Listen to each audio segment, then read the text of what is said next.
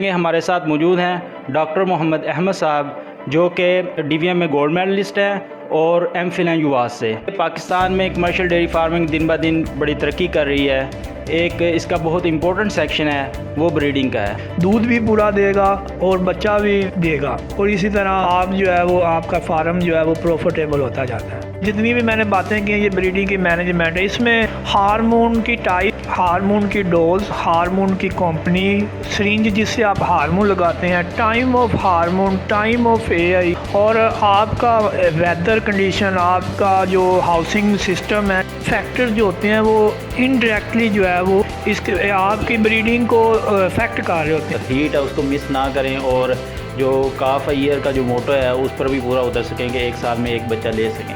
तो ये अल्हम्दुलिल्लाह ये ऐसा एनिमल है, इसको आप 21 दिन बाद हीट में आता है, तो इनकी जो है वो टीपीआई रैंकिंग देखी जाती है। सिर्फ एक फिगर वो देख ले, टोटल परफॉर्मेंस इंडेक्स। बिस्मिल्लाहिर्रहमानिर्रहीम।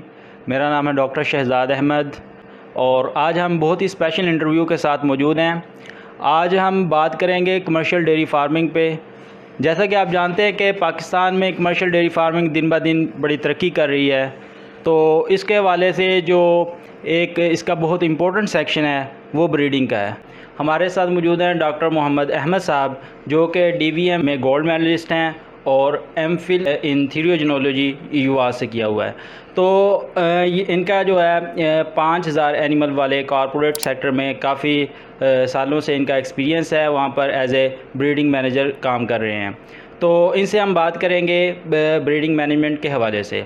जी अस्सलाम वालेकुम डॉक्टर साहब। वालेकुम सलाम। जी डॉक्टर साहब, कैसे मिजाज हैं आपके? अल्हम्दुलिल्लाह। जी डॉक्टर साहब, सबसे पहले ये बताएं कि डेयरी फार्मिंग में ब्रीडिंग मैनेजमेंट की क्या अहमियत है?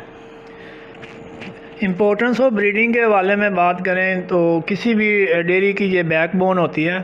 तो आपकी जितने भी पैरामीटर्स हैं, जो दूसरी चीज़ें हैं, न्यूट्रिशन है, हेल्थ है, जो भी चीज़ अगर वो प्रॉपर है, अगर ये ब्रीडिंग आपकी प्रॉपर नहीं है तो वो फार्म कभी भी प्रॉफिटेबल नहीं हो सकता। तो वो फार्म जो है वो कुछ ही सालों में बंद हो जाएगा। इससे इसकी अहमियत का अंदाज़ा होता है हमें। तो डॉक्टर साहब ने अहमियत के बारे में बताया है ब्रीडिंग की। इसके बाद पूछेंगे डॉक्टर साहब कि आप ये बताएं कि जो हिफर मैनेजमेंट है वो डेयरी फार्मिंग में उसको कैसे बेहतर बनाया जा सकता है? हिफर्स मैनेजमेंट जो है वो जब एक पहले दिन से लेकर जो है वो जब तक वो अपनी जवानी की उम्र में पहुंचती है, तो ये एक प्रॉपर जो है वो इसकी ब्रीडिंग मैनेजमेंट होती है, जिसमें उसकी ब्रीडिंग के रिलेटेड न्यूट्रिशन आ जाती है, उसकी मेडिसन आ जाती है, और उसका जो हिफाजती टीके आ जाते हैं। तो ये एक बहुत ही अहमियत का हामिल है, क्योंकि ये रिप्लेसमेंट जो हीफर्स होती हैं ये किसी भी फार्म की ग्रोथ के लिए बहुत ज़्यादा ज़रूरी होती हैं। तो इसका बर्थ वेट से लेके उसकी जो एज है 12 मंथ की, या नॉर्मली जो है 12 मंथ की एज में ब्रीडिंग की जाती है, लेकिन इसका वेट पूरा होना ज़रूरी है। 350 kg वेट और 52 इंचज़ हाइट, इस पे हम ब्रीडिंग करते हैं। तो कमर्शियल डेयरी फार्मिंग में आप अपनी 350 kg का जल्द से जल्द वेट अटेन करें कि एक साल के अंदर अंदर, और उसको सेक्स हीमन से उसकी ब्रीडिंग करें।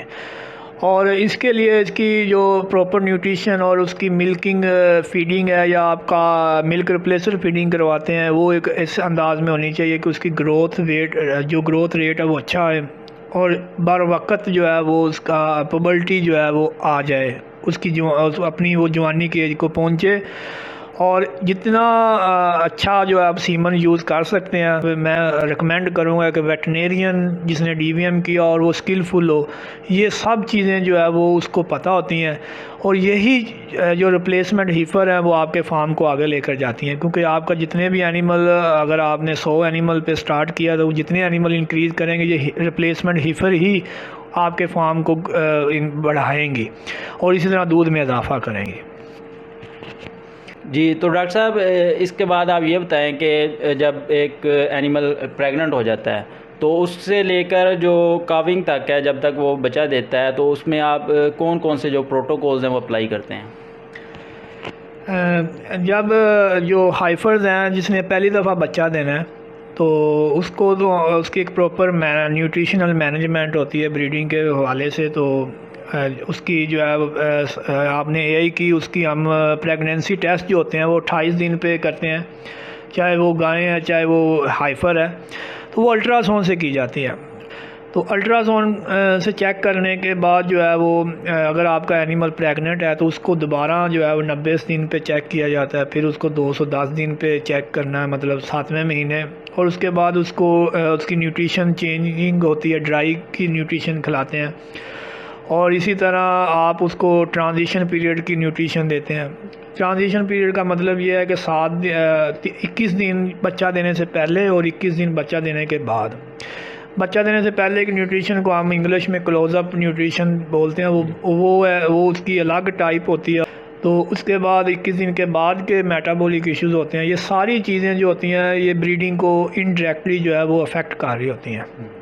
तो हमारी यही मैं कहूँगा कि वो एक स्किलफुल बंदा आपके पास अगर मौजूद है तो ये सारी चीज़ों को वो मद्देनज़र रखते हुए उसकी न्यूट्रिशन को सेट करता है, उसके ग्रुप बनाता है, उनको वो अलग रखता है। और जब वो काविंग बच्चा देने के करीब जानवर होता है उनको एक काविंग पेन बनाता है, जहाँ वो मतलब सारी चीज़ें बिल्कुल पाक साफ़ होती हैं, चूने का इस्तेमाल किया जाता है वहाँ।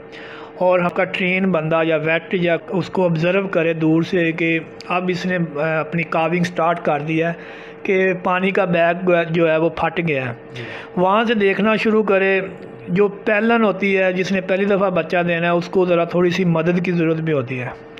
तो जो दूसरी सेकंड लैक्टेशन, थर्ड लैक्टेशन, मतलब जिन्होंने तीसरी दफ़ा बच्चा देना है, चौथी दफ़ा देना है, तो इनमें ज़रा थोड़ा सा ना मैनेजमेंट का फ़र्क होता है। तो आप बार वक्त उसको जहाँ मदद की ज़रूरत है वो आप उसको दें। आप बच्चे की भी जान बचाएं अपनी, आपको उसकी जो माँ है जिसने पूरा साल दूध देना है आपको, तो ये बहुत ज़्यादा ज़रूरी है। तो यहाँ जो है वो मतलब यही होता है कि जब बच्चा आप अंदर ही माँ के जो है वो अंदर ही जिस्म में डेड हो जाता है और बाद में पता चलता है कि वो एनिमल के अंदर इन्फेक्शन हो गया। तो ये काविंग प्रोटोकॉल है कि आप उसको ऑब्ज़र्व करें, उसको टाइम दें, अगर मदद की ज़रूरत है फ़ौरन मदद करें। और इसी तरह मैं आपको वीडियो शेयर कर दूंगा कि अगर आप वहाँ डिस्टोकिया आ गया, यानी कि बच्चा नहीं दे पा रही माँ एक जानवर, तो आप उसको एक काविंग पुलर होता है, आप उसके बच्चे को उसकी डायरेक्शन सेट करके टांगें और आपका जो सार है वो अच्छे तरीके से सीधा करके बाहर निकाल लें। उसके बाद में इश्यूज़ आते हैं, काविंग के इश्यूज़ आते हैं। RFM प्लेसेंटा, जो जानवर की जेर होती है प्लेसेंटा, वो अंदर रह जाता है, वो इन्फेक्शन का बाइस बनता है। इसके बाद मट्रैक्टस मतलब बच्चेदानी का इन्फेक्शन हो जाता है। इसके बाद ये सारी चीज़ें जो होती हैं ये आपके जानवर का अगर जब नेक्स्ट प्रेगनेंसी होनी है आपने वो उसको अफेक्ट करती हैं। तो ये अगर आप इसको करेंगे नहीं तो एनिमल का जो है वो दूध देता रहेगा, 7-8 मंथ बाद वो दूध भी खुश कर जाएगा, तो आपका एनिमल भी प्रेग्नेंट नहीं होगा। तो ये इशू बर वक्त आपको सही करने पड़ते हैं। इसके लिए आपको मैनेजमेंट और आपको प्रॉपर मेडिसिन और ट्रीटमेंट देना पड़ता है। क्योंकि ये काम बताने से नहीं होता, ये काम जो है वो एक डॉक्टर या एक वेल स्किलफुल पर्सन ही कर सकता है। तो ओवरऑल व्यू मैं यही दूंगा कि आपको काविंग प्रोटोकॉल और काविंग से पहले और काविंग के बाद वाले जितने भी हैं वो आपको इसके लिए स्किलफुल बंदे की ज़रूरत है। अगर आपका वो जो भी SOPs को फॉलो करता है तो इंशाल्लाह आपका एनिमल 1 साल में दूध भी पूरा देगा और बच्चा भी देगा, और इसी तरह आप जो है वो आपका फार्म जो है वो प्रॉफिटेबल होता जाता है। इसके बाद आप ये बताएं कि जो PNC होती है, पोस्ट नेटल केयर, जब माँ जो है एक बच्चा दे देती है तो उसके बाद आपको उसको दोबारा हीट में लाना होता है, उसको आप उसकी मैनेजमेंट कैसे करते हैं ताकि जो है आप जो हीट है उसको मिस ना करें और जो काफ ईयर का जो मोटो है उस पर भी पूरा उतर सकें कि 1 साल में एक बच्चा ले सकें? ये हमारे एनिमल ये जो आपको पता है ये हाई प्रोड्यूसिंग एनिमल है। तो आपका एक एनिमल अगर 40 लीटर 45 लीटर दूध दे रहा है तो बच्चा देने के बाद बड़ा क्रिटिकल टाइम होता है कि उसको डिस्टोकिया तो नहीं हुआ, उसको RFM का इशू नहीं हुआ, मैं पहले एक्सप्लेन कर चुका हूँ। तो ये प्रॉपर जो है इनको हार्मोन्स लगाए जाते हैं, इनको मेडिसन बच्चेदानी के अंदर जो है वो दी जाती है और इंट्रामस्कुलर भी दी जाती है, और इसको एक दिन ब दिन चेक किया जाता है।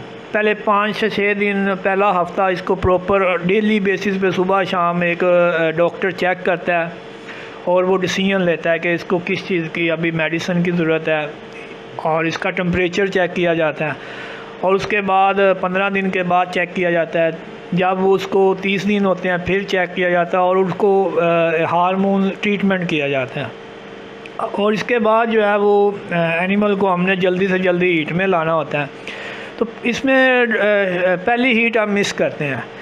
पहली हीट मिस करने का ये फ़ायदा है कि एक तो एनिमल का आपको क्लियर कट पता नहीं होता कि इसमें इन्फेक्शन है या नहीं है, तो वो आपको अंदाज़ा हो जाता है। पहली हीट मिस करने के बाद जो दूसरी हीट होती है उसमें हम इसकी एआई करते हैं।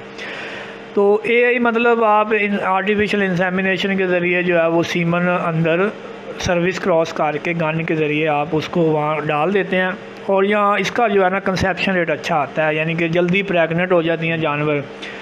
और इसमें हम हार्मोन प्रोटोकॉल यूज़ करते हैं। हार्मोन प्रोटोकॉल आपको डिफरेंट किस्म के प्रोटोकॉल्स हैं, कोई 10 दिन वाला है, कोई 21 दिन वाला है, कोई 28 दिन वाला है, कोई 30 दिन वाला है। तो ये वो आपका किस तरह का बजट है, किस तरह का आपका इन्वायरमेंट है, किस अंदाजे से आप एनिमल को लेकर चलना चाह रहे हैं, ये वो एक वेटरनेरियन जो अच्छा होगा वो डिसाइड करेगा। और इसमें हार्मोन की सिलेक्शन है कि आप महंगे हार्मोन यूज़ कर रहे हैं, सस्ते कर रहे हैं। कुछ ऐसे सस्ते हार्मोन हैं जो महंगों से ज़्यादा जो है रिजल्ट्स देते हैं। तो ये एक्सपीरियंस बंदा ही जो है जो इस्तेमाल करता है, कुछ कई सालों तक वो काम करता है, उसको पता होता है कि मैंने ये चीज़ों को इस तरीके से इस्तेमाल करना है।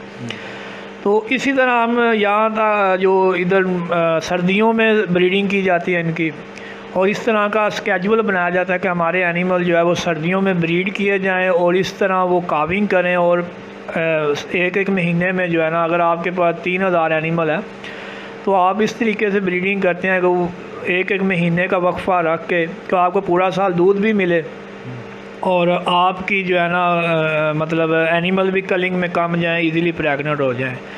तो यहाँ टाइम एआई मतलब एक हार्मोन का प्रोटोकॉल है कि आपने 28 दिन का प्रोटोकॉल लगाया, उसमें डिफरेंट हार्मोन लगाते गए डिफरेंट दिन के, वो एक डॉक्टर डिसाइड करता है, और एंड वाले दिन जो है वो उसको एनिमल को एआई कर दी जाती है। और उसके बाद 28 दिन के बाद उसकी अल्ट्रासोनोग्राफी की जाती है। अगर वो एनिमल प्रेग्नेंट है तो अल्हम्दुलिल्लाह, तो आप उसको आगे जो है ना आप उससे मिल्क लेंगे, और उसके बाद उसको ड्राई करके जब 7 मंथ का बच्चा होगा तो आप उससे नेक्स्ट जो है वो बच्चा ले लेंगे। और इसी तरह अगर वो नेगेटिव हो गया 28 दिन पे ही कि आपने एआई की, 28 दिन में ही आपको पता चल गया कि ये नेगेटिव है, तो आप फ़ौरन जो है प्रोटोकॉल, छोटा प्रोटोकॉल लगाते हैं 10 दिन का, आप उसको दोबारा हीट में ले आते हैं और आप उसको एआई कर देते हैं। तो अगर नेचुरल का मतलब ये है कि एक एनिमल आपको नज़र आ रहा है कि खुद ब खुद इसका पीरियड पूरा हो गया और हीट में आ गया, ये तो बेस्ट है कि आप उसका हीट का टाइम नोट करें और उस टाइम के मुताबिक एक डॉक्टर को पता है कि इतने घंटों के बाद इसकी एआई होनी चाहिए, ये बहुत ज़रूरी है। दूसरा, अगर आपका वो एनिमल हीट में नहीं आया, आपको अल्ट्रासाउंड से पता चल जाएगा कि ये तो हीट में भी नहीं आया और एनिमल नेगेटिव है, तो आप उसको फिर वेट ना करें कि ये हीट में आएगा, तो आप उसको प्रोटोकॉल 10 दिन का लगाएं और हीट में लाएं और फ़ौरन उसकी एआई कर दें।